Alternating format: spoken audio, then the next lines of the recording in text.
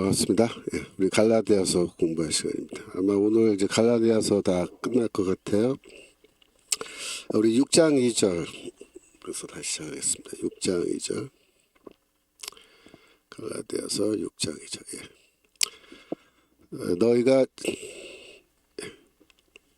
너희가 짐을 서로 지라 그리하여 그리스도의 법을 성취하라 그랬죠. 제가 지난주에 이 짐을 진다라는 것이 교회에서 재정적인 부담을 지는 것이다 그렇게 말씀을 드렸죠. 그 근거로 제가 말씀드린 게 고린도후서 12장 16절 고린도후서 12장 16절 보시면 거기에 하여간 어떤 이의 말이 내가 너에게 짐을 지우지는 아니하였을지라도 짐을 지운다는 말이 재정적인 부담을 준다. 짐을 진다라는 것은 재정적인 부담을 내가 감내한다 이런 뜻이죠. 즉 이것은 바울이 내가 너에게는 짐을 지우지 않았다라는 말은 내가 너에게 이 사례비 달라고 요구한 적이 없다 그 얘기죠. 바울은 천막을 만드는 그런 노동을 하면서 자기의 생활비를 스스로 해결하면서 그렇게 선교를 했죠. 그 말이 짐을 지우지 않았다 이렇게 얘기합니다. 그러니까 짐을 지다라는 말이 교회에서 어떤 의미로 사용되는 것인지를 잘 봐야 돼요.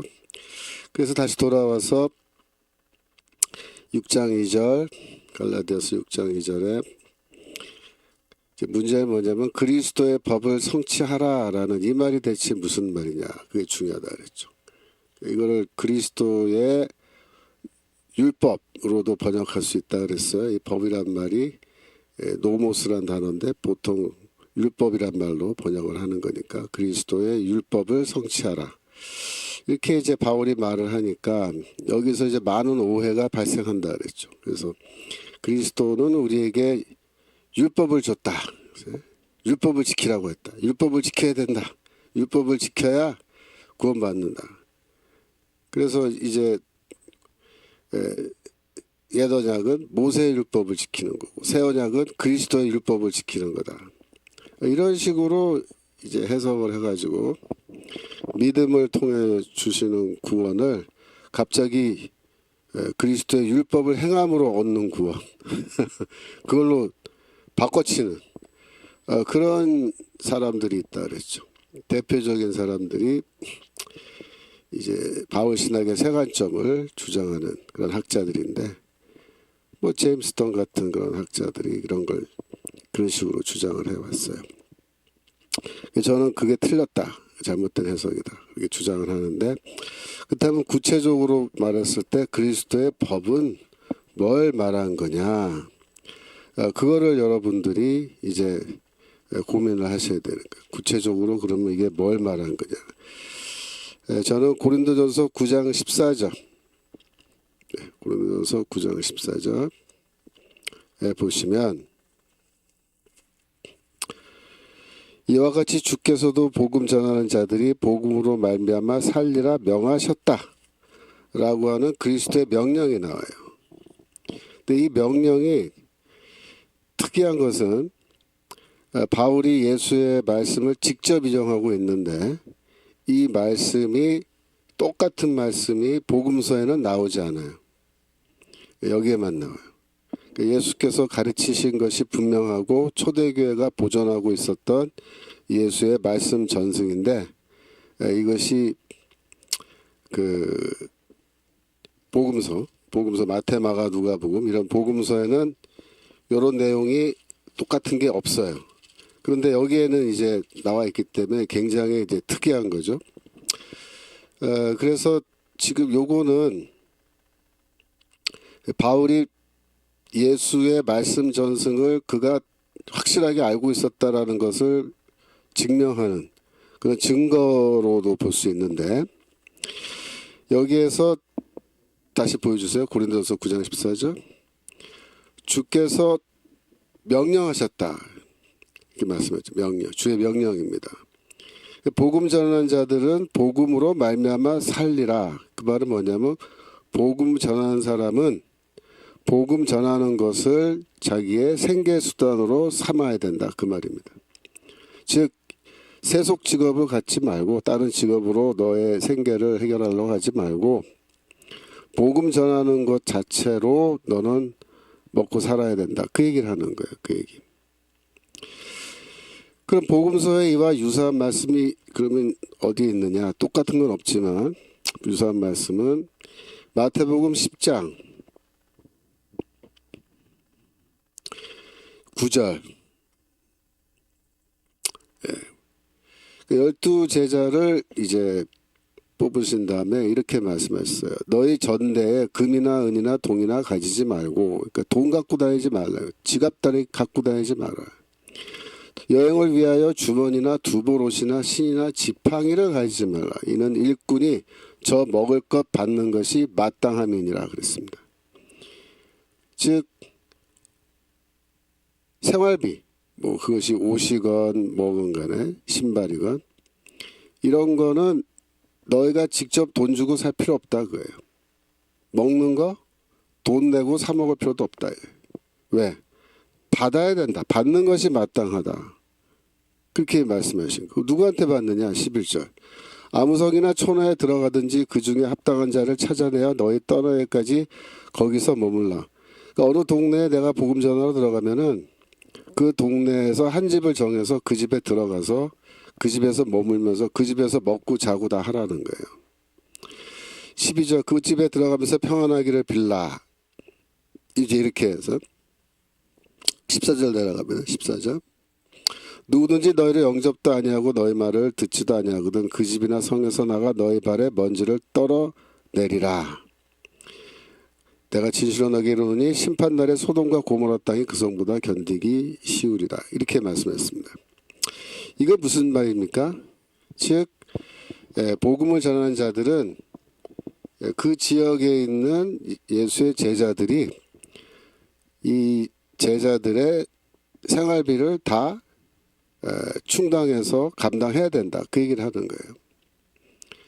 그러니까 이건 다 재정에 대한 얘기죠. 재정에 대한 얘기. 그 원래 예수의 명령은 복음 전하는 자들은 따로 돈도 갖고 다니지 말고 뭐 다른 거 아무것도 갖고 다니실 필요도 없고 일할 필요도 없고 복음 전하는 것 자체가 너에게 그것은 뭐다? 일종의 생계수단이고 직업이고 그래서 너희는 어떻게 하라? 풀타임으로 복음 전하는 일만 하라는 거예요. 그러면 생활비는 교회에서 사례비로 다 제공해 준다. 그것이 돈이 되건 아니면 뭐 어떤 실제 식사가 되건 옷이 되건 뭐가 되건 다 해준다. 그래서 초대교회 문서 중에 디다케라는 문서가 있어요. 디다케.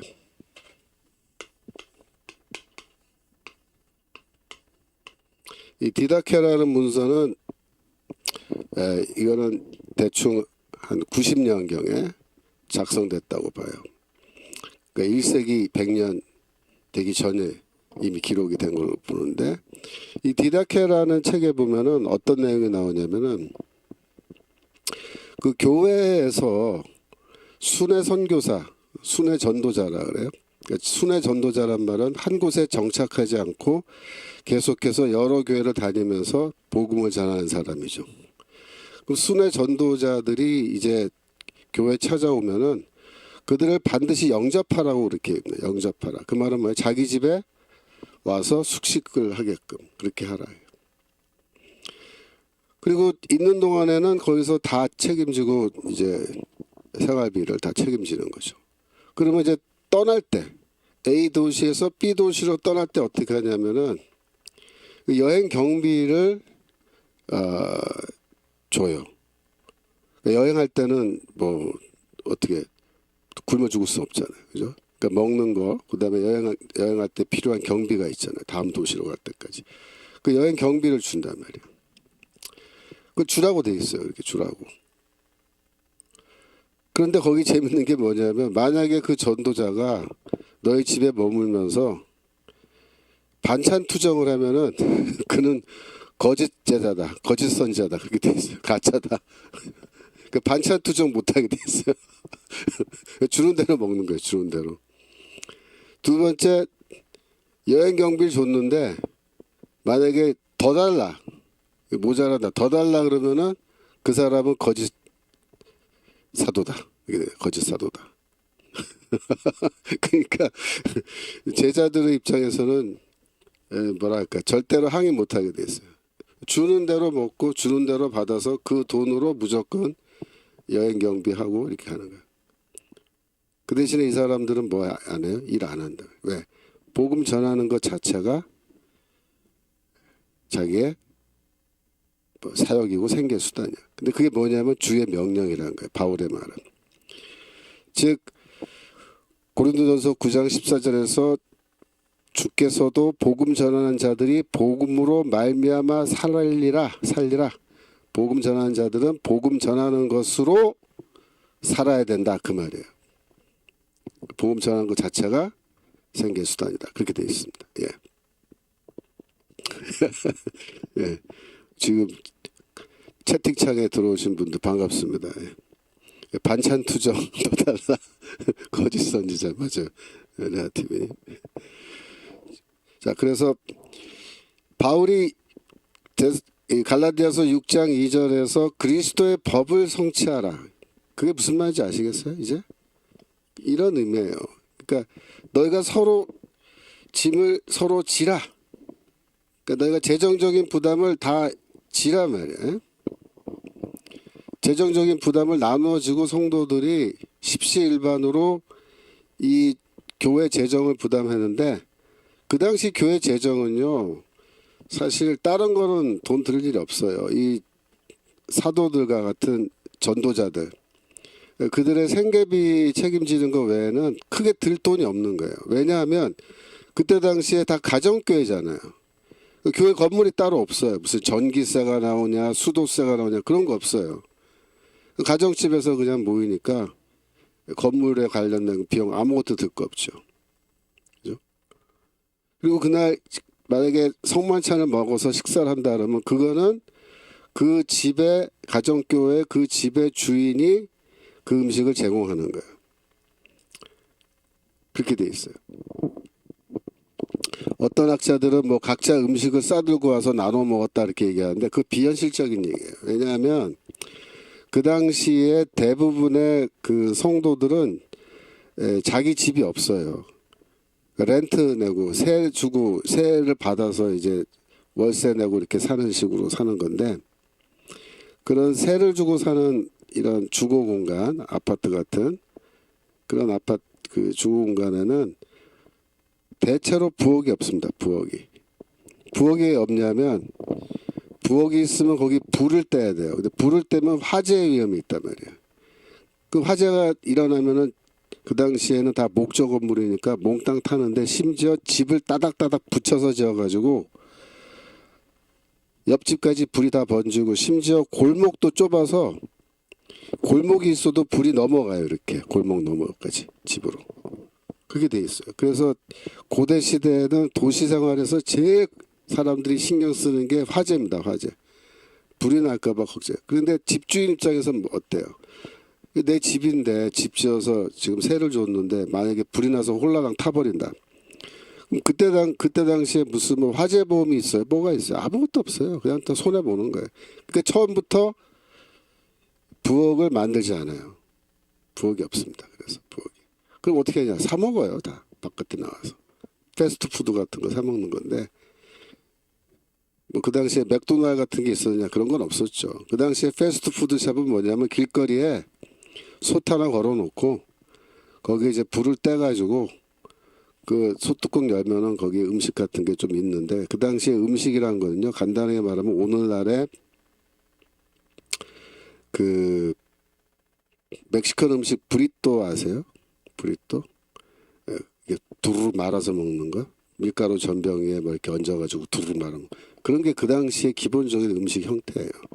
그런 거 이제 하나 거기 넣어놨다가 이게 돈 받고 파는 그런 사람들이 있단 말이에요. 그거 하나 사 먹으면 식사 끝나는 거예요.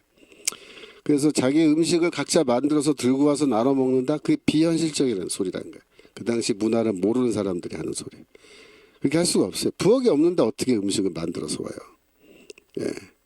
오늘날에는 뭐 가능하죠. 오늘날에 각자 다 집에 부엌이 있으니까 가능한데 그 당시는 그렇지 않단 말이에요. 그러니까 그 성만찬 먹을 때도 그 집 주인이 제공하는데 그러나 그거는 주의 만찬이에요. 주께서 베푸시는 만찬이다. 그렇게 교육받고 그렇게 생각하고 그렇게 제공하는 거예요.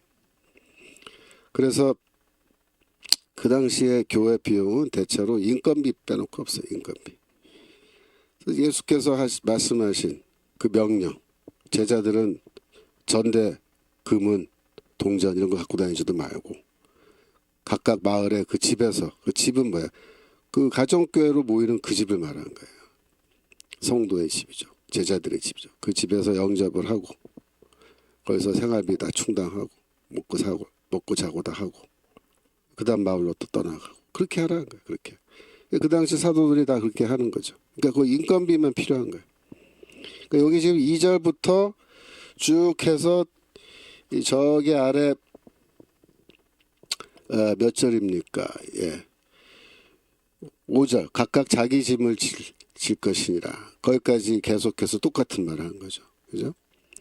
그래서 이제 3절 보시면 만일 누가 아무것도 되지 못하고 된 줄을 생각하면 스스로 속임이라. 그 지난주에 좀 말씀드렸죠. 내가 헌금 좀 많이 했다고 해서 그것 때문에 목에 힘들어하고 어깨에 힘들어하고 교회에서 큰 소리 치고 그럼 안 된다. 그러면 안 돼. 내가 아무것도 된 게 아닌데 스스로 내가 먼저 됐다라고 착각하고 그렇게 하는 건 스스로 속이는 거다. 절대로 교만한 마음 가지면 안 된다. 바울이 그렇게 경고하는 겁니다. 그 시대나 지금이나 인간의 마음은 똑같거든요. 내가 우리 교회에 뭐 재정의 몇 분의 1을 내가 담당한다. 내 11조 없으면 이 교회는 망한다. 이따의 소리 하면서 뭐 예? 교회에서 목에 힘주는 그런 성도도 가끔 있잖아요. 예. 그러면 안 된다는 거예요. 4절에 보시면 각각 자기의 일을 살피라. 자기의 일이 뭐예요? 자기가 분담해야 될 그 액수를 감당하라. 그래서 돈이 많은 사람은 물론 퍼센티지로는 많은 부분을 감당하고 좀 가난한 사람은 적은 부분을 감당하겠지만 그러나 자신의 수입 대비 자신의 수입을 기초로 해서 계산하면은 자기 수입에서 어느 정도씩 교회에 재정을 서로 분담하는 그 퍼센티지도 똑같은 거예요. 비슷한 거예요. 그렇기 때문에 내가 많이 했다 적겠다 그게 문제가 아니고 내 수입에 얼마를 나는 냈다. 가난한 사람도 나도 똑같은 퍼센티지를 냈다. 나도 내 수입의 몇 퍼센트를 헌금했다. 그러면 각각 자기의 일을 잘 살핀 거예요. 그러면 자랑할 일이 자기에게만 있고 남에게는 있지 않다. 그 말은 뭐야? 자랑하지 말란 말이에요. 네 마음속으로 자랑하는 건 할 수 없는데 너 자신에게 자랑하고 남에게는 자랑하지 마라. 그죠? 그러니까 이게 일관성 있게 지금 바울이 얘기하잖아요. 지금 그리스도의 율법이 뭔지 분명하잖아요. 이게 재정을 감당하는 그 이야기를 하는 거예요. 그래서 여기에 각각 자신이 해야 할 일이란 말이 굉장히 중요한 표현입니다. 거기 보면은 살피라 그랬는데 여기서 살핀다라는 것은 면밀하게 잘 살핀다. 면밀하게 잘 살핀다. 그런 뜻이죠. 그 다음에 5절 5절 가기 전에 우리 말씀 하나만 그 저기 마태복음 6장 3절 마태복음 6장 3절 보시면 지금도 계속해서 많은 분들 출석하고 계시는데 다들 반갑습니다. 여순남 성도님 자유통일당 만세 자유통일당 잘 계속 해나가야 됩니다. 마태복음 6장 3절 보면 너는 구제할 때 오른손에 하는 것을 왼손에 모르게 하여 내 구제함이 은밀하게 하라. 은밀한 중에 보시는 너희 아버지가 갚으시라. 이게 뭐예요? 남 도울 때도 또 교회에서 헌금할 때도 이거 무슨 뭐 광고하고 말이야 떠벌리고 그러면서 하지 말라. 그건 다 옳지 않다. 은밀하게 남들 모르게 하라. 그래서 내가 헌금을 많이 한다 하더라도 그거를 떠벌리지 말고 조용히 그걸 잘 감당하라. 그런 얘기죠. 이게 똑같은 원칙이죠.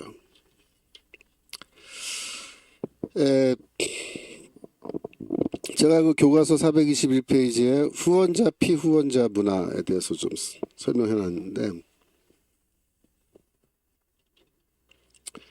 영어로 이제 페이트론이라 그래. 페이트론. 그다음에 클라이언트.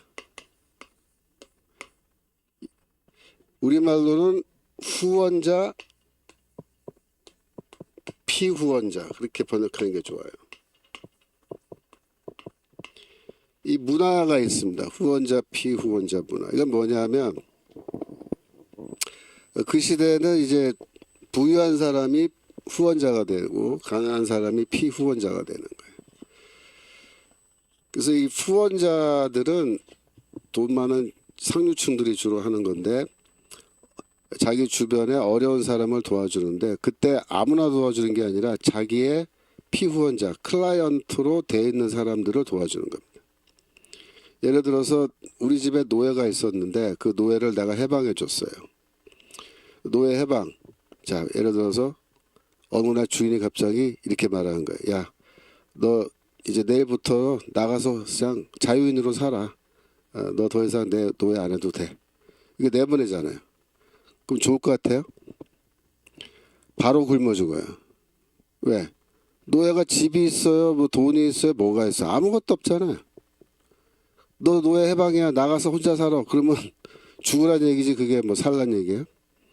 그래서 노예를 해방시켜 준다는 건 그 당시에 무슨 뜻이냐면, 이 노예의 생계를 주인이 다 책임져 줘야 되는 거예요. 제일 쉬운 방법이 뭐냐면, 자기가 가게를 갖고 있으면 그 가게에 직원으로 채용해 주는 거예요.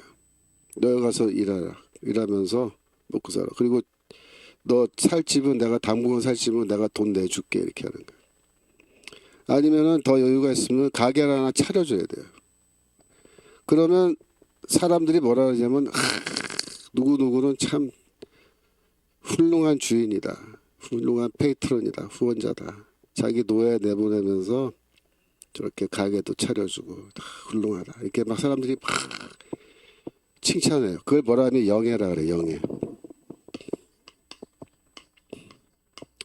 영어로 아너라 그래. 아너.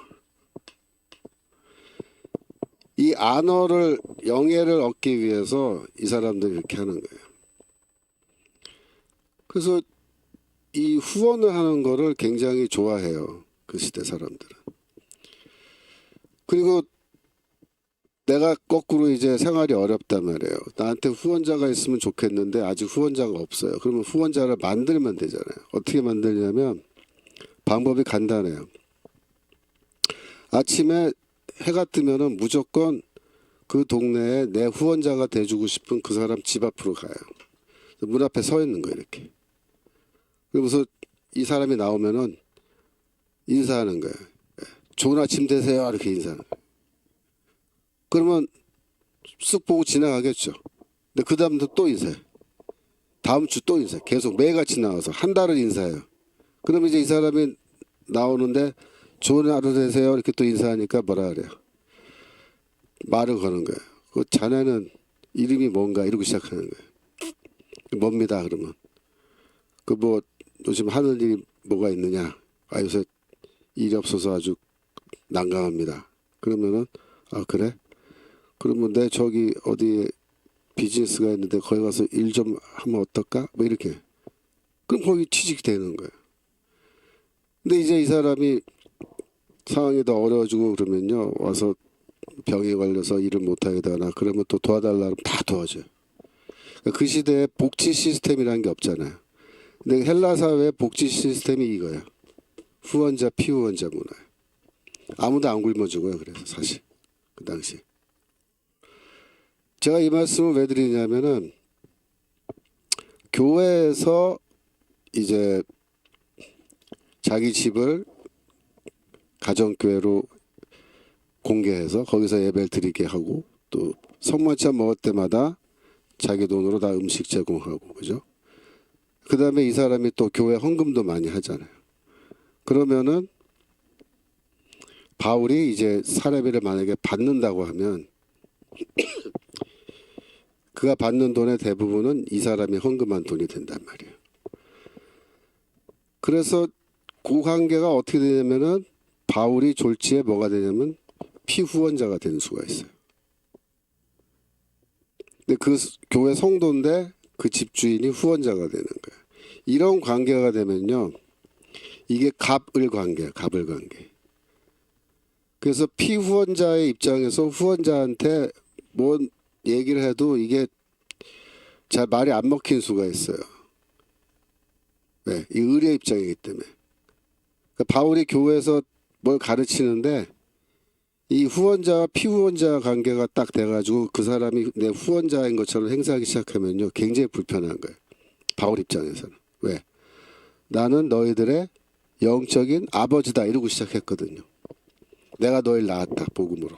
너희는 내 말을 들어야 된다. 내 자녀다. 내 말 들어야 된다. 그랬는데 갑자기 이 사람하고 관계에서는 영적인 아버지가 아니고 피후원자가 돼버리잖아요. 그러면 바울이 그걸 좋아했겠어요?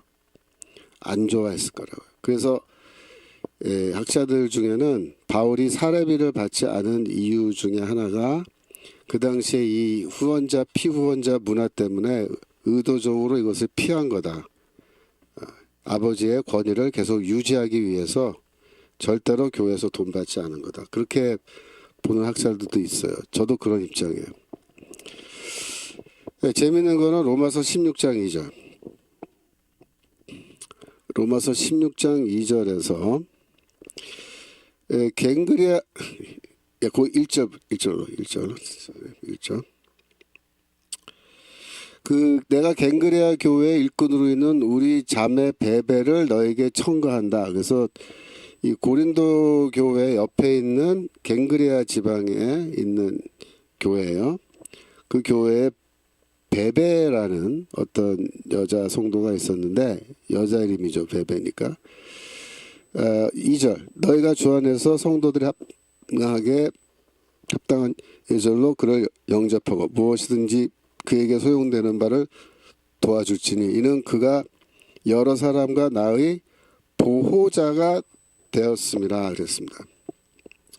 이 보호자라는 말이 헬라어로는 프로스타티스라는 단어인데 이게 무슨 뜻이냐면은 후원자라는 뜻이에요. 후원자, 페이트론. 그 바울이 절대로 후원자, 피후원자 관계에 들어가기 싫어한다 그랬잖아요. 그랬는데 유일하게도 이 여자, 베베라는 여자는 바울이 자기 입으로 뭐라고 얘기냐면 이 여자는 나의 후원자다 그렇게 얘기합니다. 후원자다. 그러니까 물론 물질적으로도 후원하고 뭐 기도로도 후원하고 여러 가지로 후원했겠지만 이 바울이 이렇게 베베를 나의 후원자라고 인정한다는 말은 뭐냐면 이 여자가 바울과의 관계에서 비록 돈을 바울에게 헌금으로 이렇게 준다 할지라도 절대로 자기가 갑을 입장에서 갑질하지 않고, 그죠? 여전히 바울의 사도로서의 그 권위를 존중하고 그의 말에 순종하면서 이렇게 따라가는 그런 성도의 입장에서 후원하는 그런 태도로 가졌기 때문에 바울이 이 여자는 예외적으로 후원자로 인정을 하고 이렇게 로마서에서도 내 후원자라고 말을 했다 한 게 아닌가 그렇게 추측을 합니다. 6장 5절로 갈라디아서 6장 5절로 갑니다. 각각 자기의 짐을 질지니라. 그래서 각자는 자기의 일을 살피라. 아까 4절에 이렇게 했잖아요. 이번에는 다시 한번 자기 자신의 짐을, 그죠? 자기 자신의 짐을 져야 된다. 즉 돈이 많고 적음을 떠나서 모든 사람은 다 교회에서 자기 능력되는 것만큼 재정적인 부담을 나눠줘야 된다. 그 얘기입니다. 그 다음에 6장 6절이 이제 재밌는 말인데 아주 흥미로운 말씀이에요. 가르침을 받는 자는 말씀을 가르치는 자와 모든 좋은 것을 함께 하라. 이렇게 되어 있습니다. 여기 보시면은 가르침을 받는 자가 있고 가르치는 자가 있죠. 그 두 그룹으로 딱 구분하잖아요. 모든 성도를. 가르치는 자가 누구겠어요? 바울과 같은 사도. 그죠? 쉽게 말하면 교사예요. 교사.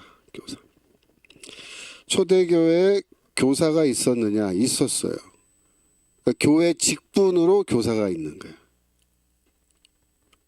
그러니까 우리는 여기 오늘날 우리 교회에 뭐 집사님, 권사님, 뭐 장로님, 전도사님, 목사님 이렇게 있잖아요. 근데 교사라는 직분을 따로 이렇게 두지 않잖아요. 그죠? 물론 우리 주일학교의 교사는 있지만 그런 교사 말고 우리 교회의 교사. 어느 지역 교회면은 뭐 사랑제일교회면 사랑제일교회의 교사라는 그런 직분이 따로 있지는 않잖아요. 근데 초대교회는 어땠냐면 있었어요. 교회 티처들이 있는 거예요. 티처들. 사도행전 13장 1절.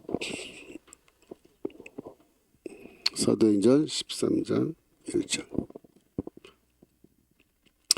안디옥 교회에 선지자들과 교사들이 있으니 곧 바나바와 니게르라는 시므온과 등등등등이다. 그러니까 거기 바울도 들어가죠.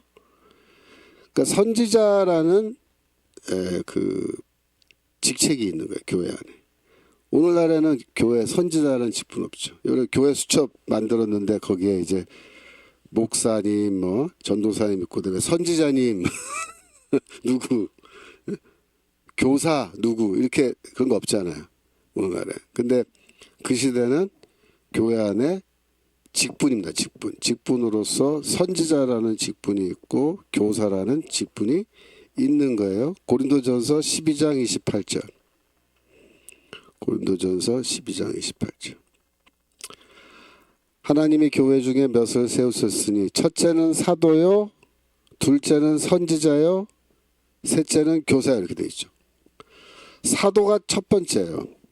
예수 그리스도의 임명을 받은 사도죠. 이게 제일 높은 직입니다. 그 다음에 두 번째가 선지자예요. 셋째가 교사예요. 교사는 뭐냐? 성경 가르치는 사람입니다. 성경 가르치는 사람. 그 다음은 능력이요. 능력이란 말은 이제 영적인 어떤 능력을 행하는 거죠. 이적 행하고 그런 거예요. 그 다음은 병 고치는 은사. 그죠? 서로 돕는 것, 다스리는 것, 각종 방언. 이게 다 순서로 쭉 이렇게 나오는 건데 여기에 교사가 세 번째로 나오잖아요. 에베소서 4장 11절.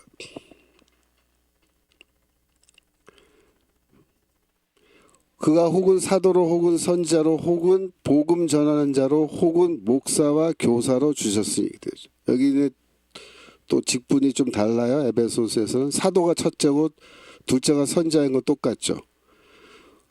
고린도전서에서는 교사가 세 번째인데 여기에서는 교사가 다섯 번째로 밀리고 그 사이에 뭐가 들어갔냐면 복음 전하는 자가 들어갑니다. 복음 전하는 자. 이건 아마 순회 전도자를 말한 것 같아요. 순회 전도자. 그 다음에 목사라고 해서 이거는 그 마치 양을 돌보듯이 성도들을 돌보는 역할을 하는 그런 목자예요. 목자. 그런 직분이 또 따로 있는 거예요. 가르치는 건 이 사람이 하고 돌보는 건 이 사람이 한다. 그게 하는 거예요. 초대교회는 이와 같이 굉장히 다양한 직분으로 이렇게 나누어져 있는데 이 중에서 가르치는 역할을 하는 이런 사람들, 이런 직분 갖고 있는 사람들은 다 교회에서 생계비를 제공하고 부양을 하는 겁니다. 그래서 이 사람들이 이렇게 있는 거예요. 디도서 3장 13절. 디도서 3장 13절. 여기 보시면 교법사 세나와 아볼로를 급히 먼저 보내어 저희로 궁핍함이 없게 하고. 교법사라는 것은 뭐냐면 율법교사라고 되어 있습니다. 율법교사. 그 시대에는 신약성경이 없잖아요. 그러니까 구약성경을 가르치는데 구약성경을 그냥 율법서라고 이렇게 통칭하는 거예요. 그래서 율법교사는 뭐냐면 구약성경을 가르치는 교사를 말하는 거예요. 우리말로 하면 뭐예요? 성경교사죠. 그때 어차피 구약 성경밖에 없으니까. 그래서 교사는 원래 그냥 성경 가르치는 거니까 율법 교사라고 부르거나 그냥 교사라고 부르거나 사실은 의미는 똑같은데 여기서는 율법 교사라고 그죠? 분명히 되어 있어요. 그다음에 가르치다라고 6장 6절 갈라디아서 6장 6절 다시 돌아와서 가르침을 받는 자는 말씀을 가르치는 자와 모든 좋은 것을 함께하라 이렇게 할 때 가르치다라는 단어가요. 카테케오라고 하는 굉장히 좀 특이한 동사예요. 카테케오. 이 카테케오라는 동사에서 우리 영어에 카테키즘이라는 단어가 있습니다. 카테키즘. 이 단어가 헬라어 카테키오에서 유래하는 동사인데 카테키즘이 뭐냐면 우리 오늘날의 교리문답을 말하는 거예요. 교리문답, 요리문답을 카테키즘이라고 해요. 여러분들이 세례받기 전에 요리문답 공부하잖아요. 문답부터 하잖아요. 그죠? 그래서 문답을 통과해야 이제 세례식을 할 수 있잖아요. 그래서 가르친다라는 말을 이 카테케오 동사를 쓰기 때문에 이제 뭐라고 얘기하냐면 초대교회에 요리문답이 있었느냐 그 질문을 하는 거예요. 요리문답이 있었느냐. 그러니까 오늘날과 같은 오늘날 교회에서 요리문답서라는 책이 있죠. 그 책을 이제 공부시키잖아요. 세례받기 전에 학습교인 되려면 그거 통과해야 되는데 요리문답 다 해서. 그런 요리문답서 같은 게 그 당시에는 물론 없었겠지만 그래도 그 당시에 세례를 주기 전에 일정한 정도의 교육을 했을 거라 보는 거예요. 어떤 일정한 정도의 교육을 받고 그 시대에도 세례를 받았을 거다. 정상적인 경우에는.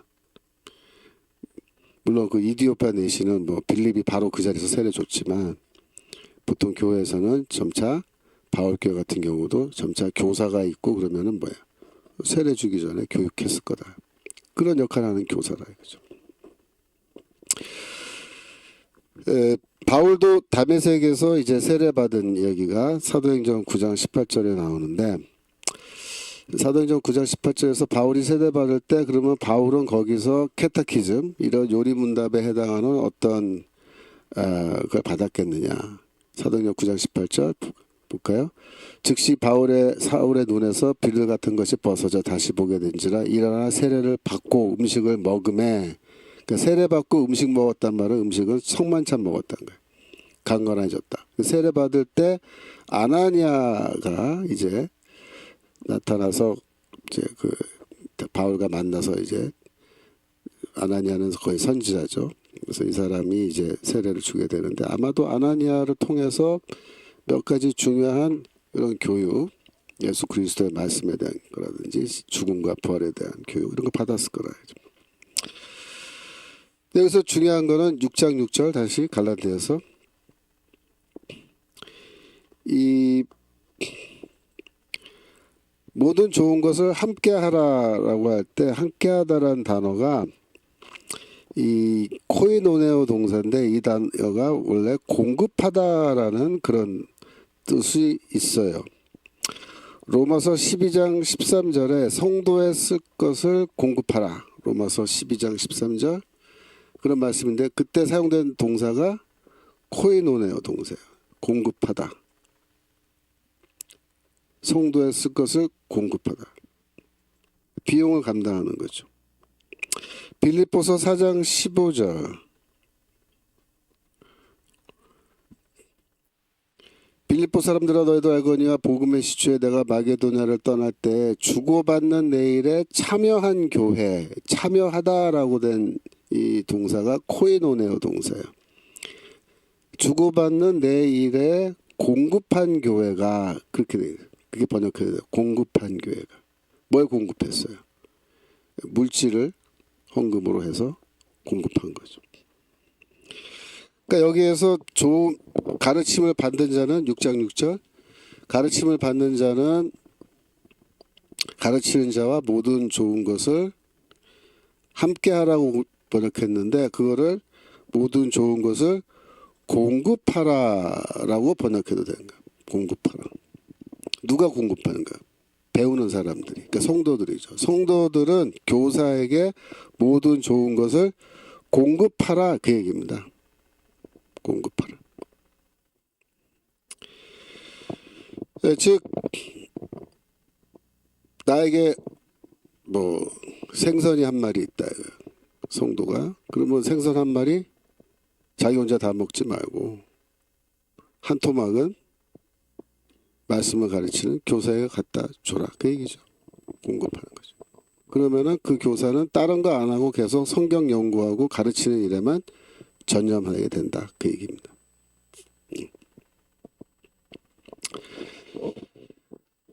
고린도전서 9장 7절.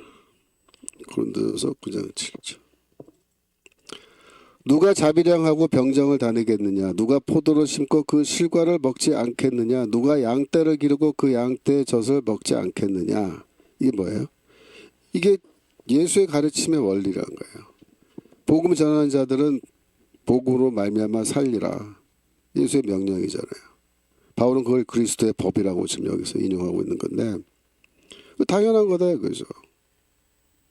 누가 월급 안 받고 군인하냐. 군인하냐. 자기 생명 내놓고 싸워야 되는데 군인이. 포도를 심었는데 일하는 일꾼이 그 포도 좀 먹는다고 그거를 탓하겠냐. 그죠? 그 양떼 기르는데 양떼 그 젖을 먹는 거. 그게 무슨 죄냐 이거. 그거 괜찮다. 먹어도 된다 이거. 먹어도 된다. 그래서 아주 재밌는 표현이 고린도전서 9장 9절. 그 위에 9절로 내려가면 모세 율법에 곡식을 밟아 떠는 소에게 망을 씌우지 말라. 자, 이 연자맷돌을 돌리잖아요. 연자맷돌을 소가 돌리는데 거기에 이제 곡식을 넣고 소가 또 혹은 밟아서 그 곡식을 떠는 그런 일을 할 때 소의 입에 망을 씌운다. 못 먹게 하려고. 그렇게 하지 말라고 돼 있다는 거예요. 율법에. 신명기에 나와요. 신명기법에. 그래서 이 무슨 말이냐면 그 일을 하는데 그 일을 하면서 그거 좀 먹고 싶은 생각이 다 소도 드는데 그거 못 먹게 하면 안 된다. 그거는 그 너무 잔인한 행동이다. 그래서 유대교 율법에서는 소는 그걸 먹어가면서 일을 시키게 돼 있단 말이에요. 그 다음 말이 기가 막힌 말이야. 씌우지 말라, 망을 씌우지 말라 기록하였으니 하나님께서 어찌 소들을 위하여 염려하심이냐. 이게 하나님이 소가 걱정돼서 소에게 한 거냐. 10절 우리를 위하여 말씀하심이 아니냐. 그죠? 일하는 자들 우리를 향한 말씀이다. 이 말씀은 우리가 소다 이거예요. 우리가 교사들은 소다 이거예요. 소. 소가 와서 말씀을 가르치는데 소의 입에다가 망 씌우고 그러면 안 된다. 그죠? 사역자들 먹을 거 제공하고 다 해라 하는데 바울은 뭐야? 나는 안 받는다. 나는 안 받는다. 나는 내가 알아서 먹고 살 테니까 나한텐 가져오지 마라. 그 얘기하는 거야. 바울이 참 어떻게 보면요 좀 무서운 사람이에요. 자기는 굶어가면서도 안 받아요. 안 받고. 참. 그래서 지금 이 말씀을 가르치는 자는 가르침을 받는 자는 말씀을 가르치는 자와 모든 좋은 것을 함께하라. 이거는 서로 짐을 지라라고 하는 그 말씀. 거기서부터 쭉 이렇게 연결되는 거죠. 계속 교회 헌금과 사례비 문제죠. 그러니까 옛날에 우리 시골 교회에서는 지금도 아직 남아있는 그런 교회가 있는데 성미라 그래서 이 밥을 할 때 쌀을 이렇게 솥에 퍼넣을 때 일부를 따로 떼서 이 푸대자루 봉지에 이렇게 따로 모아서 그걸 목사님 갖다 드렸잖아요. 목사님 드시라고. 그게 성미. 그게 뭐야? 바로 이 갈라디아서 6장 6절의 말씀을 그대로 실천하는 거예요. 말씀을 배우는 자는 가르치는 자와 모든 좋은 것을 함께하라. 그래서 오늘날에는 이 교사 역할을 누가 하냐면요, 목사님들이 교회 교사인 거예요. 왜? 목사님들이 말씀 가르치잖아요. 목사님들 그게 교사죠. 그러니까 목자 역할을 하면서 양떼를 보살피는 역할도 하면서 동시에 교사 역할도 하는 거예요. 그 신학교에서 뭐 가르쳐요? 그 목회자들 후보생들한테 성경 가르치고, 그죠? 그래서 가서 성경 잘 가르치게끔 교사 역할을 하게끔 그렇게 하는 거죠. 자, 6장 7절. 스스로 속이지 말라. 하나님은 만홀히 여김을 받지 아니하시니 사람이 무엇으로 심든지 그대로 거두리라. 하나님은 무엇이든지 사람이 심으면 그대로 거두게끔 그렇게 하니까 너 스스로 속이지 말아라. 근데 여기서 속이다라는 동사가요, 이게 원래 거짓 선지자 혹은 거짓 사도들에게 사용되던 그런 단어예요. 이게 플라나오라는 동사인데, 이게 전형적으로 거짓 선지자는 뭐한다? 거짓 사도는 뭐한다? 속인다. 속인다.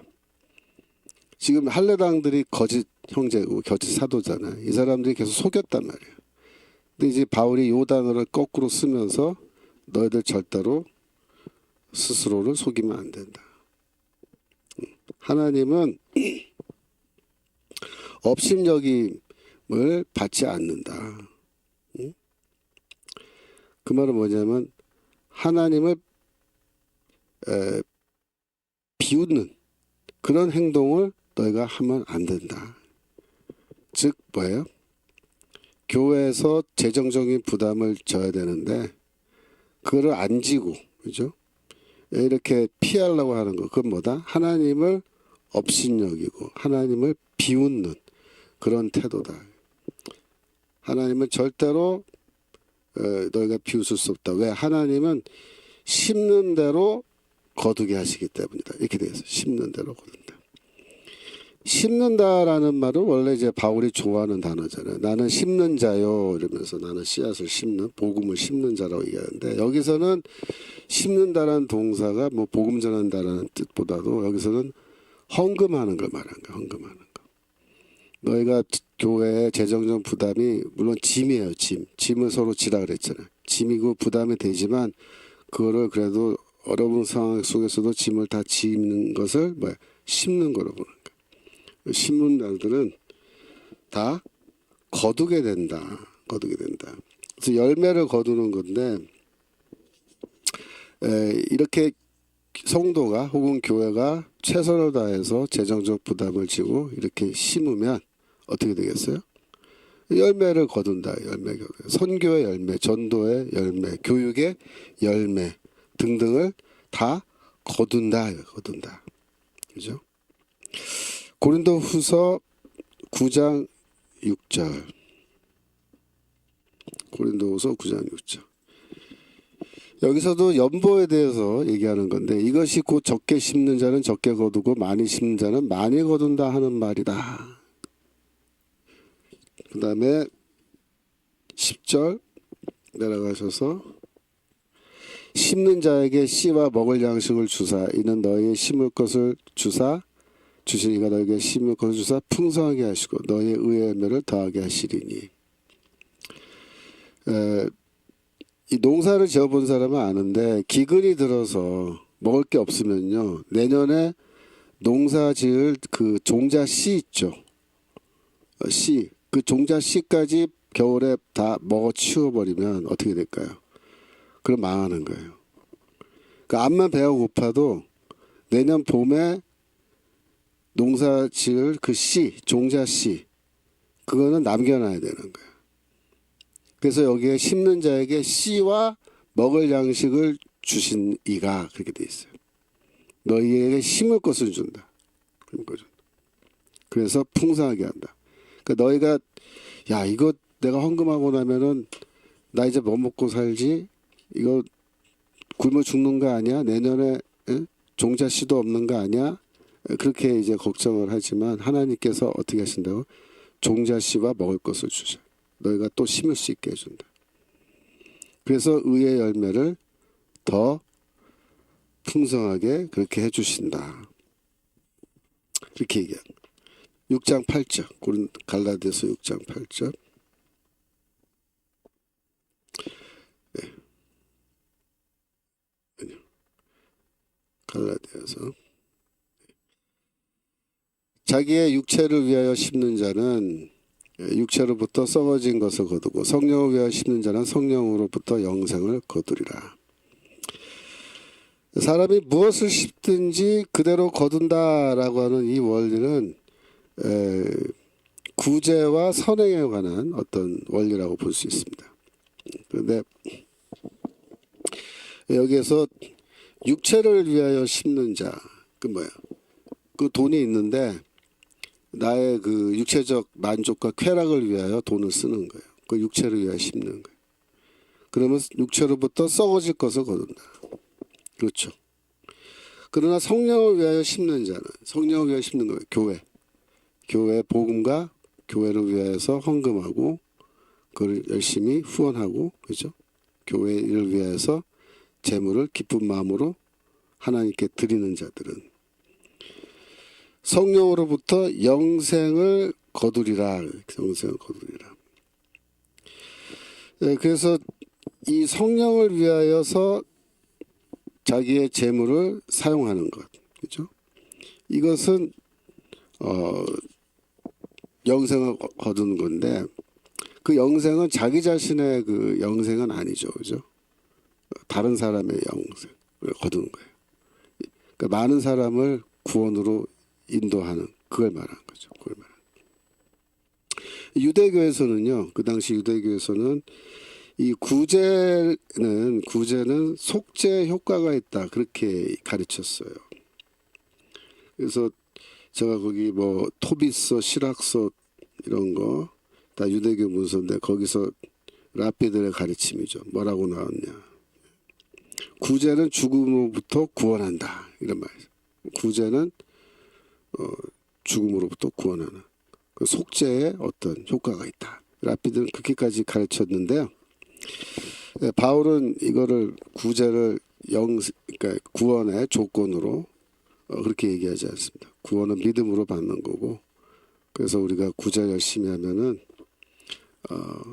다른 사람들 영혼을 구원하는 그런 결과를 많이 가져오는 거죠. 6장 9절.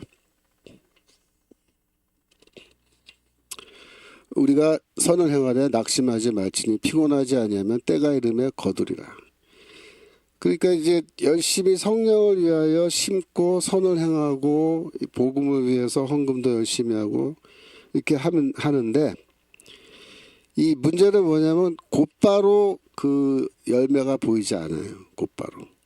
내가 이렇게 헌금했는데 그것 때문에 곧바로 사람들이 막 구원받고 교회로 몰려들고 그렇게 되진 않잖아요. 그죠?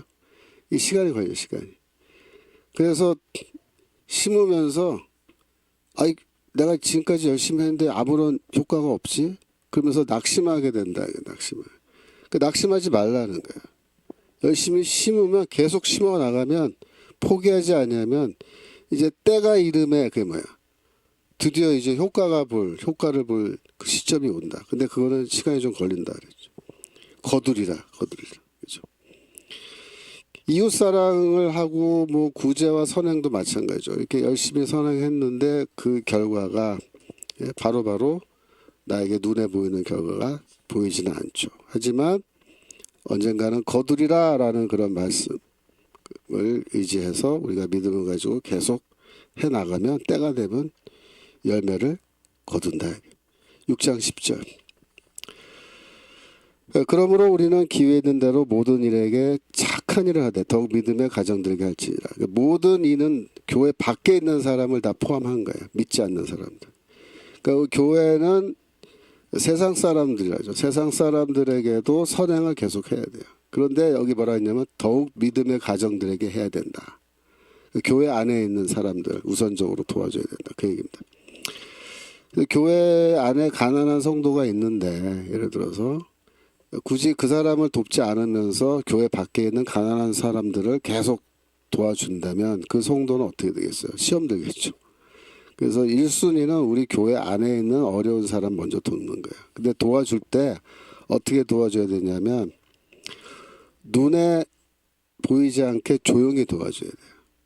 예를 들어서 구제 헌금이 들어왔는데 우리 교회에 어떠한 가난한 성도 누구누구에게 얼마를 이번 주에 전달했습니다. 그런 거 주보에 낼 필요 있어요?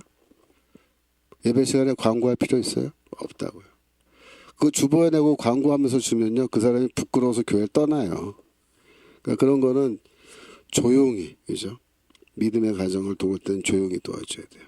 6장 11절 이제 마지막 권면인데 교과서 430페이지 내 손으로 너에게 이렇게 큰 글자로 쓴 것을 보라. 내 손으로 썼다라는 말은 뭐냐면 지금까지 이 갈라디아서의 앞부분은 바울의 자기 손으로 직접 쓰지 않았다 그런 말이에요. 그 시대에 편지를 쓰는 문화적 관행은 네아티비님 우리 교회는 광고예요. 그런데 네, 뭐 그럴 수도 있죠. 근데 하여튼 혹시라도 시험에 들까봐 저는 광고하지 말라고 얘기한 건데 뭐 하여튼 그건 그 교회 목사님 목회자 판단이라고 생각됩니다. 내 손으로 이렇게 크게 쓴 것은 무슨 말이냐면 그 시대의 문화적 관행은 편지를 쓸 때 직접 펜을 두고 쓰지 않아요. 대체로 사람들이 대서인이라 해요. 대서인을 고용해서 그 사람에게 이제 시간당 얼마 돈 주고 그 사람으로 하여금 쓰게 해요. 나는 어떻게 하면 불러줘. 내가 이렇게 입으로 불러주면 그 사람 받아 쓰는 거예요. 그렇게 편지 쓰는 거예요. 여기에 대한 연구를 해서 나온 책이 있는데 내가 얼마 전에 한 3년 전에 그 책을 한번 봤는데 그 시대에 편지 쓰는 관행인데 거의 대부분 그렇게 했다는 거예요. 그래서 그 시대에 편지 써주는 거를 직업으로 하는 사람들이 있었어요. 직업적으로 남의 편지만 써주는 거예요.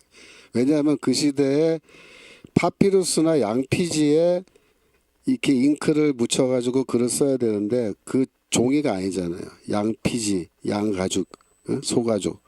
그 다음에 거기에 파피루스는 거클거클하다고요. 거기에 이제 펜을 두고 쓸 때 그 당시에 이제 뭐 문맹률도 높고 그랬지만은 여하튼 내가 글을 읽고 쓸 줄 알아도 자기가 직접 쓰면은 힘든 거예요. 그래서 이거를 사람을 고용해서 쓰게 하는데 그 사람은 아주 예쁘게 잘 써준다고요. 왜? 그거 직업적으로 그걸 자꾸 하니까. 그래서 바울도 사람을 아마 고용해서 이렇게 썼을 것이고 아니면 돈 주지 않으면 자기 동역자 중에 이거 쓸 수 있는 사람한테 이거 쓰게 시켰을 것이고 근데 이제 다 써서 편지 끝날 때쯤 되면은 바울이 직접 펜을 들고 자기의 핸드라이팅으로 몇 자씩 적는 거예요. 그 뭐냐면 자기 필체를 보여주는 건데 이게 무슨 의미냐면 사인이야, 사인. 예. 편지가 이게 내가 쓴 게 맞다라는 것을 증명하기 위해서 자기 필체로 이렇게 써주는 거예요. 그러면 그 필체를 알아보는 사람은 이거 바울이 쓴 게 맞다라는 걸 아는 거예요. 그래서 이게 일종의 사인과 같이 큰 글자로 쓴다는 말은 대문자. 그 시대에 헬라어는 소문자와 대문자가 있는데 대문자로 그것도 큰 글씨로 이렇게 크게 써서 마지막으로 지금 요 뒤에 나오는 거는 마지막으로 자기가 직접 다 쓰는 거예요. 12절. 그래서 이 12절에서부터는 마지막으로 바울이 자기 손으로 직접 쓰는데 강조하고 싶은 얘기를 한 번 더 강조하고 끝나는 거예요. 무릇 육체의 모양을 내려하는 자들이 억지로 너희로 할례받게 하면 누구야? 할례당이죠. 저희가 그리스도의 십자가로 인하여 핍박을 면하려 한 뿐이라. 그러니까 이 사람들이 핍박을 면하려고, 그죠? 핍박을 면하려고 너에게 억지로 할례를 받게 한다. 그 말은 무슨 말이에요? 이 할례당이라는 사람들이 이 사람들이 핍박을 또 받는다는 거예요. 어디서 핍박받을까요? 교회에서? 아닙니다. 회당입니다. 회당. 회당이 있고 교회가 있는데 교회는 이제 바울과 같은 사도가 있고 성도들이 있는데 이 교회와 회당 사이에 끼어 있는 사람이 누구냐면 이게 할례당이야, 할례당. 이 할례당들은 유대교 율법을 지킬 것을 강조하잖아요. 이 사람들이 회당에 소속해서 회당에서 출석하고 이렇게 하겠어, 안 하겠어? 한단 말이에요, 이 사람들은. 그 할례당은 양쪽에 양발 걸치고 있는 거예요. 교회와 회당에. 그래서 회당에서 이제 유대인들인데 예수 안 믿는 불신 유대인들이죠. 불신. 예수 안 믿는 불신 유대인들이 할례당한테 뭐라고 얘기하냐면, 야, 너희 저기 그 갈라디아 저 교회들 바울이 세웠다고 하는데 거기 이방인들 잔뜩 있는데 유대인들도 좀 섞여 있고 거기서 뭐 할례 안 받고도 아브라함의 자손 될 수 있다 그래갖고 다들 자기들이 이스라엘이라고 새 이스라엘이라고 주장하고 이렇게 있잖아. 자, 내가 너한테 사명을 줄게. 앞으로 6개월 이내에 저 교회 가서 이방인들 다 할례 받게 해.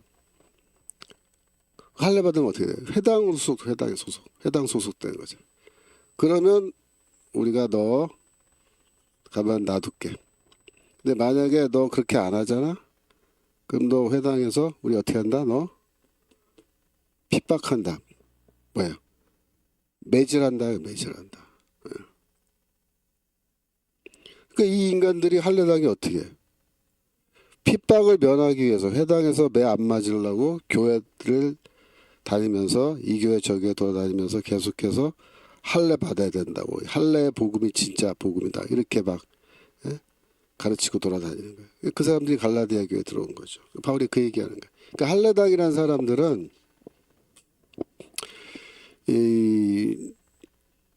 그 근본이 그 근거지가 교회에 있는 거냐 회당에 있는 거냐 그걸 얘기하는 거예요. 바울은 회당에 있다. 저 사람 회당에 있다. 회당에서 저 사람 핍박받는다. 매맞는다. 그 얘기하는 거예요. 그것 때문에 너희에게 박해를 면하기 위해서 이렇게 할례 받으라고 강요하고 있는 거다. 이렇게 얘기하죠. 6장 13절. 할례 받은 저희라도 스스로 율법은 지키지 아니하고 너희로 할례 받게 하려는 것은 너희의 육체로 자랑하려 합니다. 즉 할례 받은 그들 자신이 스스로 율법은 지키지 않는다. 너희에게는 율법 지켜야 저기 구원받는다고 가르치는데 그들은 율법을 지킨다 안 지킨다? 다 지키지 않는다. 지키지 않는다. 누구라도 다 율법은 다 지킬 수 없죠.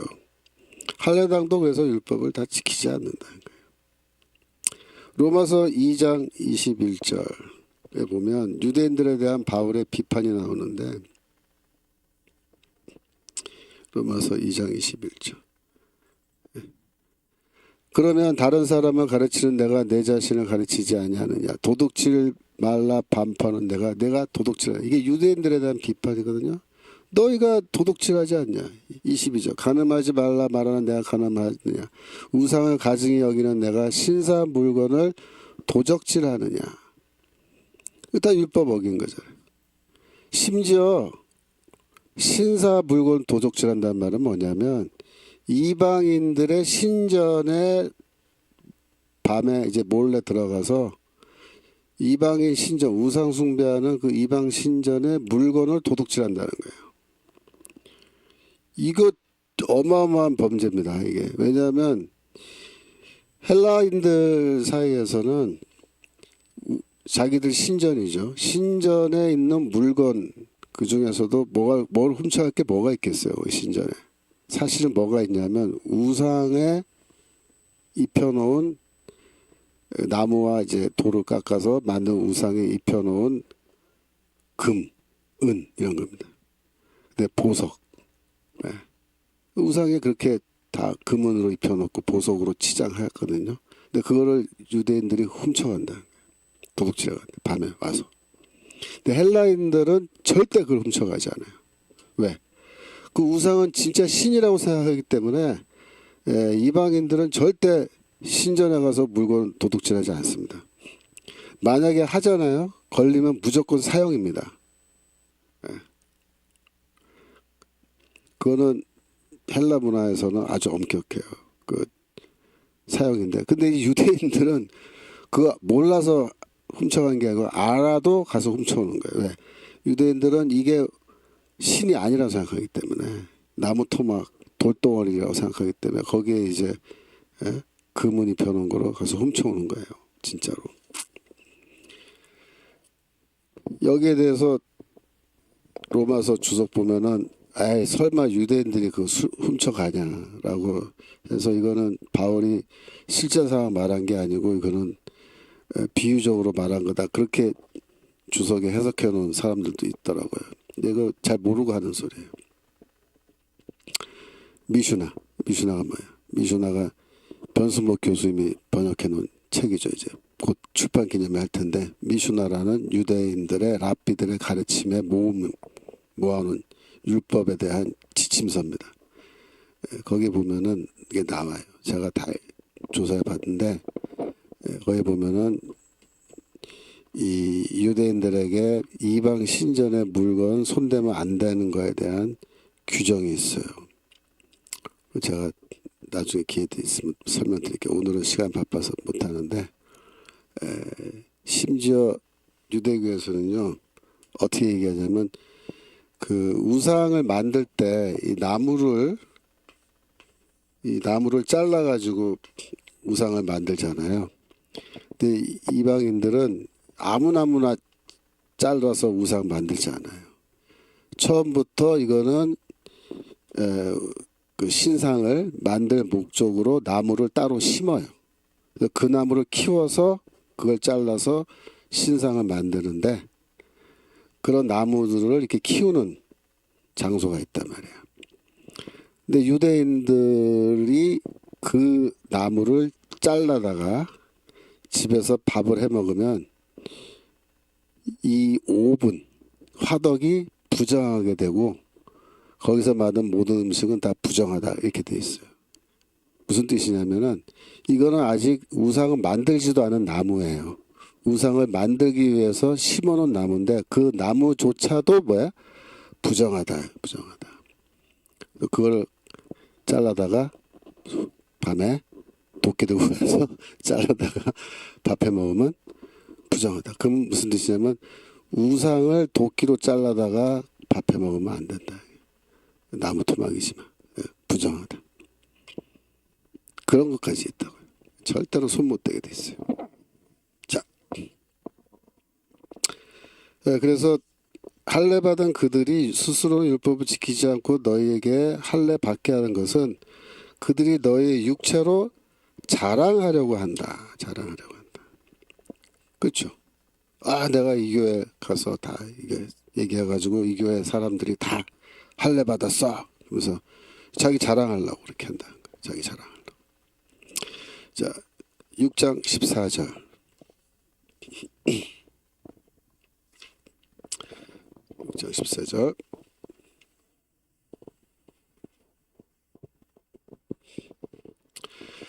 그러나 내게는 우리 주 예수 그리스도의 십자가 외에는 결코 자랑할 것이 없으니 그리스도로 말미암아 세상이 나를 대하여 십자가에 못 박히고 내가 또한 세상을 대하여 그러하니라. 바울이 이제 마지막 하고 싶은 말 한마디 또 하는 게 이건데 나는 그리스도가 십자가에서 죽으신 것 외에는 자랑할 것이 아무것도 없다. 자랑할 것이 아무것도 없다. 나에게는 그 외에는 나는 말 안 한다.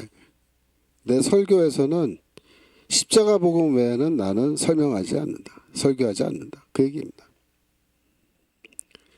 그러니까 어느 정도로 바울이 이 복음, 십자가 복음에 대해서 확신을 갖고 얘기하는지 이게 잘 나온 건데 로마서 1장 16절.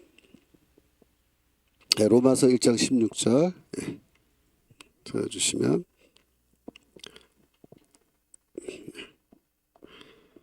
로마서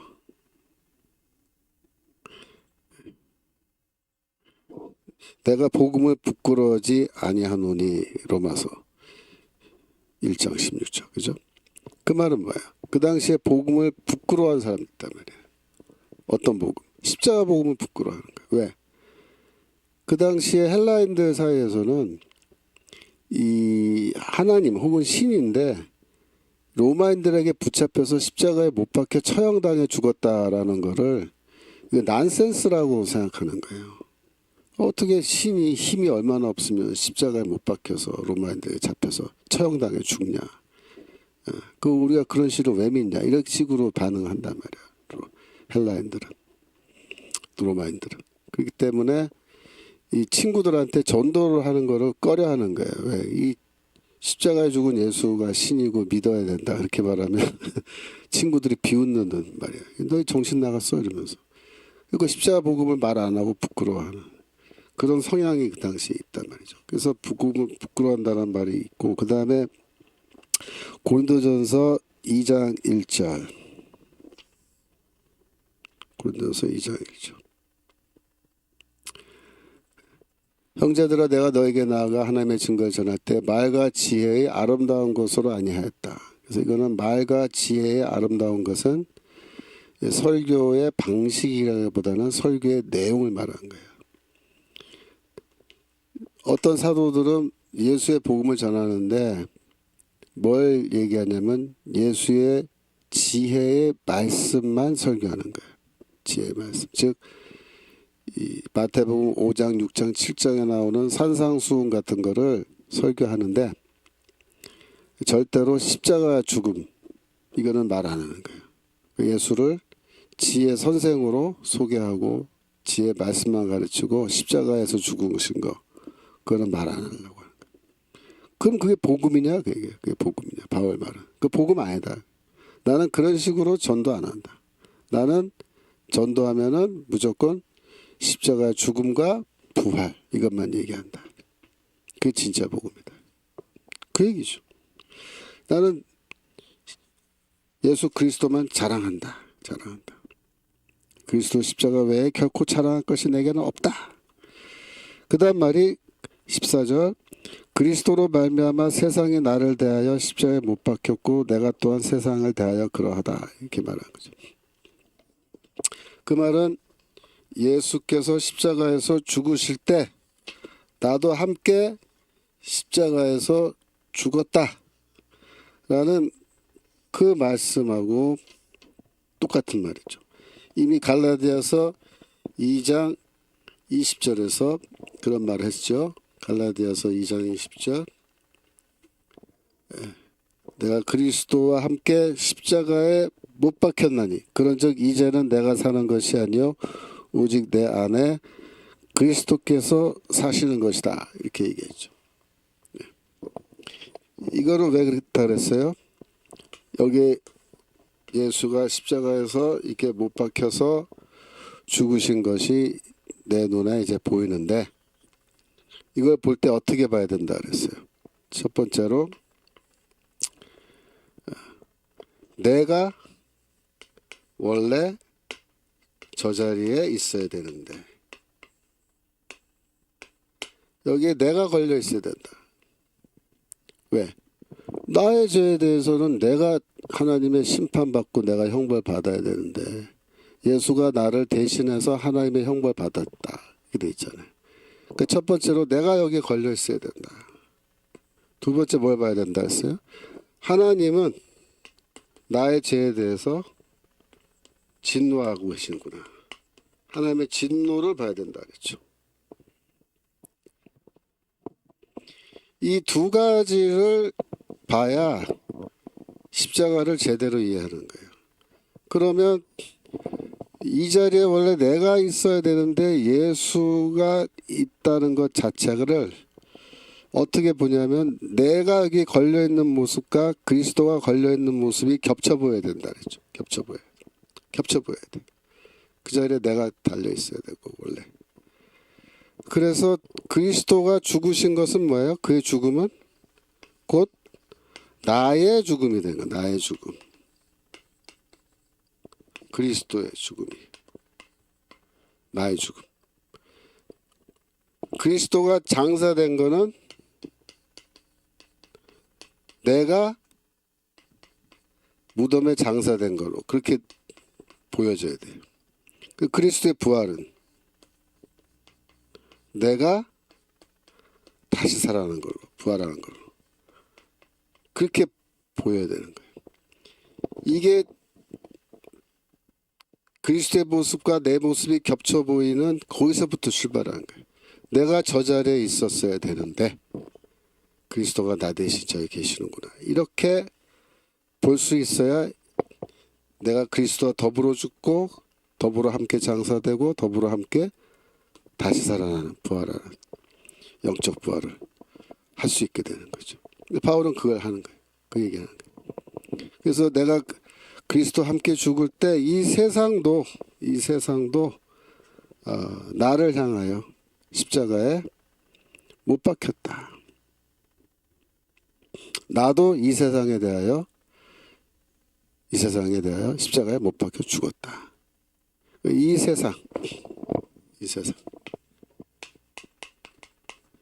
세상은 더 이상 내가 속해 있는 세상이 아니다. 나는 어디 속돼 있냐? 오는 세상입니다. 오는 세상. 하나님의 나라죠. 오는 세상. 나는 이 오는 세상에 소속되어서 나는 이제 하나님 나라의 시민으로 나는 살아간다. 이 세상의 모든 것들은 나에게는 다 의미가 없다. 그런 뜻을 하는 말이 고린도전서 7장 31절. 고린도전서 7장 31절. 그 위에부터 읽을까요? 30절부터. 우는 자들은 29절부터 봅시다. 형제들아 내가 이 말하노니 때가 단축하여 증거로 이후부터 안에 있는 자들은 없는 자같이 하며 우는 자들은 울지 않는 자같이 하며 기쁜 자들은 기쁘지 않은 자같이 하며 매매하는 자들은 없는 자같이 하며 세상 물건을 쓰는 자들은 다 쓰지 못하는 자같이 하라. 이 세상의 형적은 지나감이니라. 이 세상의 형적은 지나간다. 그 말은 이 세상의 외형은 지나간다. 외형이라고 지금 번역되어 있기도 해요. 그래서 외형은 뭐냐면 이 세상의 모든 제도라든가 이 세상의 모든 물건들이라든가 이런 건 다 지나간다 라는 말은 하루살이와 같은 거다 그런 뜻입니다. 하루살이 같은 거. 그러니까 우리가 뭐 재물이 되었건 뭐 집이 되었건 자동차가 되었건 심지어 뭐예요? 자기 가족, 아내, 남편 이런 것조차도 다 이 세상의 외형일 뿐이고 다 사라지는 거고 하루살이와 같은 거고 다 허무한 거다. 그런 뜻, 허무한 거다. 그걸 깨달아야 된다. 그럼 영원한 건 뭐냐? 영원한 거. 하루살이 같은 게 아니고 일시적인 게 아니라고. 우리 영원한 건 뭐냐? 그게 뭐겠어요? 하나님의 나라죠. 하나님 나라 영원한 거고 복음은 영원한 거. 그런 거예요. 그래서 그 영원한 것에 우리가 가치를 두고 그것을 위하여 살아가는 삶을 살아야 된다. 그 말입니다. 그래서 나는 이 세상에 대하여 나는 다 십자가 못 박아 죽었고 세상도 나를 대하여 죽었다. 그렇게 선언하는 겁니다. 6장 15절.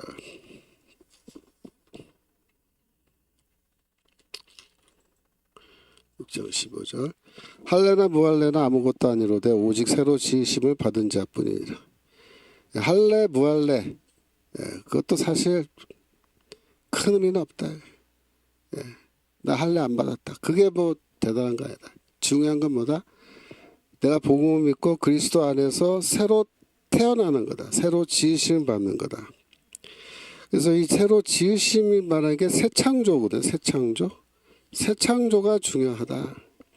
고린도후서 5장 17절. 고린도후서 5장 17절. 그런즉 누구든지 그리스도 안에 있으면 새로운 피조물이라. 이전 것은 지나갔으니 보라 새 것이 되었도다. 여러분들이 잘 아시는 많이 들어보신 말씀인데 이 말씀이 왜 이렇게 중요하냐면은 이 창조라는 게 원래 뭐예요? 창세기에 나오는 천지창조를 말한 거잖아요. 천지창조. 그러니까 천지창조는 하나님의 그 옛 창조라고 얘기해요. 옛 창조. 옛 창조. 그런데 미래에 있을 이 하나님의 새 창조는 옛 창조를 능가하는 어마어마한 사건이라고 얘기하는데 그 어마어마한 세상의 변화가 언제 일어나냐? 예수의 재림과 함께 일어난다는 거예요. 예수의 재림과 함께.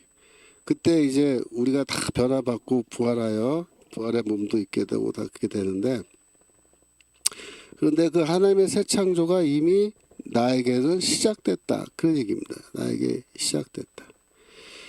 고린도후서 4장 6절. 고린도후서 4장 6절. 어두운 데서 빛이 비치리라 하시던 그 하나님께서 예수 그리스도의 얼굴에 있는 하나님의 영광을 아는 빛을 우리 마음에 비추셨다. 이게 보세요. 빛이 있으라 라는 하나님의 말씀이 창세기에 나오죠. 창세기. 그러니까 빛이 생긴 거예요. 어둠 가운데서 태초에. 그게 천지창조잖아요. 천지창조를 하신 하나님의 그 어마어마한 사건을 뭐에다 비교하냐면 우리 마음속에 빛을 비추어 주셔서 예수 그리스도의 얼굴에 있는 하나님의 영광을 알아보고 우리가 예수를 믿게 된 것. 그것과 지금 연결시키는 거예요. 그러니까 내가 복음을 듣고 내가 예수를 믿게 돼서 내가 구원받은 이 사건은 무엇과 같은 거냐면 하나님이 천지 창조하실 때 그 빛이 있으라 라고 해서 빛을 만드신 사건과 같은 동급의 사건이라는 거예요.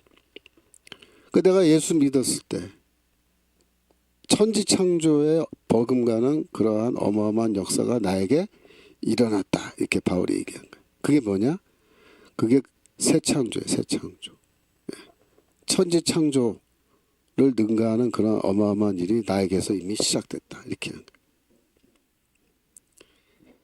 중요한 거는 새 창조다. 그렇죠? 새 창조. 그래서 새 창조를 경험한 이 기독교인들은 굉장한 그 변화를 보여주는데 제가 그 교과서 36페이지 436페이지 해놨죠. 거기 디오게네 투스라는 사람이 로마 관원에게 보낸 편지에서 익명의 저자가 이렇게 말해요. 기독교인들은 국적 언어 관습에 의해 다른 나라 사람들과 구분되지 않는다. 그들은 자신들의 분리된 도시에 사는 것도 아니고 이상한 언어를 말하는 것도 아니고 이상한 삶의 방식을 따르지도 않는다. 그들의 가르침은 자신들의 인간적 호기심에서 출발한 어떤 생각에 기초한 것도 아니다. 다른 사람들과 달리 그들은 순수하게 인간적인 주장을 하는 것도 아니다. 복음, 음식, 일반적 방식, 생활 방식에서 그들은 그것이 헬라 도시건 아니면 외국 도시건 간에 그들이 살게 된 그 도시의 관습을 따른다. 겉으로 보기에는 우리랑 별다른 사람들이 아니다. 그거죠. 그런데 37페이지, 7페이지 뭐라 그랬어요? 그들은 육체 가운데 살지만 육체의 욕망에 의해 지배당하지 않는다. 그들은 땅에서 살아가고 있지만 그들은 하늘의 시민이다. 그들은 법을 지키지만 법을 초월하는 수준에서 살아간다. 그렇죠? 그러니까 이게 지금 다른 거예요. 그들은 치욕을 당하면 축복으로 대답하고 모욕을 당하면 변명한다. 그들의 하는 모든 선행에 대한 대가로 그들은 마치 범죄자처럼 처벌받는다. 이게 다르다는 거예요. 기독교인들이 이렇게 그 당시에도 이미. 이게 새 창조이기 때문에. 그렇죠? 그 다음에 16절. 6장 16절. 무릇 이 규례를 행하는 자에게와 하나님의 이스라엘에게 평강과 긍휼이 있을지어다. 보여주세요. 이스라엘에게 평강과 긍휼이 있을지어다. 여기서 이제 마지막 인사말인데 이때 하나님의 이스라엘이 누구냐? 이게 누구냐? 어떤 학자는 유대인들이래요. 맞아요? 하나님의 이스라엘이 유대인일 수가 없어요. 이게 교회예요. 왜냐하면 이게 편지이기 때문에. 편지이기 때문에. 처음 1장 1절에서 갈라디아에 있는 교회들에게 내가 편지하노니 은혜와 평강이 너희에 있을지어다. 뭐 이렇게 인사말 했잖아요. 그러면 끝나는 편지 인사말에서 갈라디아 교회들에게 인사를 할 거 아니에요. 마지막 인사말. 그러니까 하나님의 이스라엘은 여기서 갈라디아에 있는 교회들이라고요. 그렇지 않아요? 내가 편지 쓰는데 철수야 잘 있니? 이렇게 한 다음에 마지막에 그래 철수야 잘 지내라 다음에 또 만나자. 그렇게 편지 끝내야지. 철수야 잘 있니? 이렇게 편지 시작해 놓고 마지막에 그래 순이야 잘 있어. 이렇게 할 수 있어요? 안 되잖아요. 예. 이게 하나님의 이스라엘은 그래서 갈라디아 교회들을 말한 건데 그 무슨 말이냐면 교회를 바울은 뭐라고 불렀다? 이스라엘이라고 불렀다. 이스라엘이라고.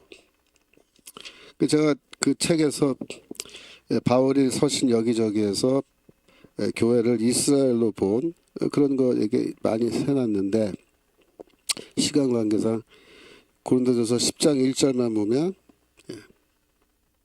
고린도전서 10장 1절 형제들아 너희가 알지 못하기를 원치 않았느니 우리 조상들이 다 구름 아래 있고 바닷가 가운데 지내며 홍해바다 건넌 사건인데 우리 조상들이 홍해바다 건넜다 그렇게 얘기한 거예요. 우리 누구예요? 고린도 교회 성도들이죠. 그 고린도 교회 성도들의 조상들이 홍해바다 건넜어요? 이방인들이? 아니잖아요. 이스라엘 민족의 조상들이죠. 근데 우리 조상이라 그러는데 우리 조상. 그 무슨 말이야? 우리가 뭐다? 이스라엘이다. 우리가 이스라엘이다. 그 얘기하는 거예요. 그 얘기. 그래서 로마서 11장 26절이 이제 문제인데 로마서 11장 26절 로마서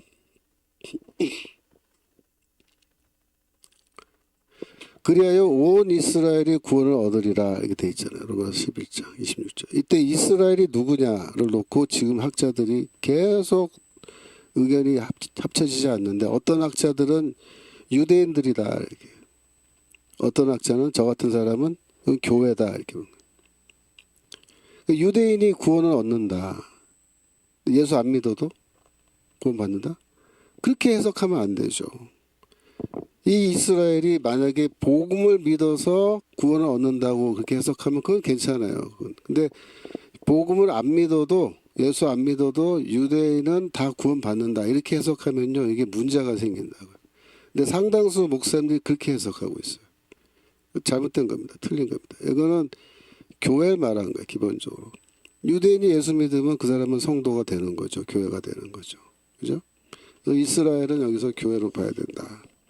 그게 중요해요. 자, 갈라디아서 6장 17절. 이후로는 누구든지 나를 괴롭게 말라. 내가 내 몸에 예수의 흔적을 가졌노라. 그러니까 예수의 흔적이라는 것은 고난의 흔적을 말한 거죠. 바울이 고난당하고 채찍으로 맞고 이렇게 해서 온몸에 상처 투성이 있는 그걸 말한 건데 더 이상 나를 괴롭게 하지 말라는 너희가 이제 내 이 편지 받고 할례당 다 내쫓고 내 복음으로 돌아와라. 만약 그렇게 하지 않으면 내가 또다시 너에게 가서 해산의 고통을 하면서 내가 또 복음을 전해서 너희를 새로 낳아야 되는데 그 나도 육체적으로 너무 힘들다. 제발 그렇게 하지 말고 내 몸의 흔적, 이 고난의 흔적을 좀 떠올리면서 제발 내 이 편지 받고 참된 복음으로 돌아와라. 그렇게 이제 부탁하는 겁니다. 18절 형제들아 우리 주 예수 그리스도의 은혜가 너희 심령에 있을지어다. 그렇게 하고 이제 편지를 마친 거예요. 그래서 드디어 이제 갈라디아서 끝났습니다. 네. 그래서 광고인데요.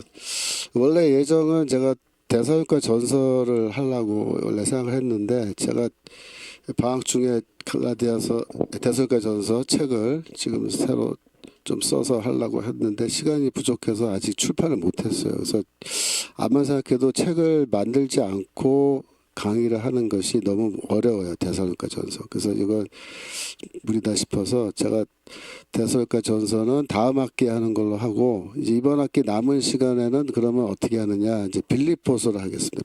빌립보서를 공부할 때 어떻게 하냐면 제가 아래 한글로 되어 있는 노트를 웹사이트에 올려서 여러분들이 직접 집에서 다 다운받아서 그 노트를 이렇게 프린트해서 보고 같이 공부할 수 있도록 해드릴게요. 그래서 제가 다음 주부터 빌립보서 하는데 빌립보서는 전체가 4장이기 때문에 6월 말까지 해서 다 마칠 수 있을 것으로 보고 방학 끝나고 이제 돌아와서 9월 달에 데살로니가 전후서를 그때 하도록 하겠습니다. 그때까지는 제가 꼭 책을 써서 출판해서 여러분들이 책을 구입해서 이렇게 같이 공부할 수 있도록 하겠습니다. 데살로니가 전후서는 노트로 하기엔 너무 분량이 많아요. 그래서 책으로 하지 않으면 수업이 어렵겠다 생각돼서 그렇게 하니까 양해해 주시고, 그 대신에 어차피 빌립보서도 우리가 공부해야 되는데 다음 주부터는 빌립보서 공부하도록 그렇게 하겠습니다. 감사합니다. 제가 기도하고 마치겠습니다. 하나님 아버지, 지난 1년 반 동안 갈라디아서 공부할 수 있도록 허락해 주셔서 감사합니다. 이 말씀을 통하여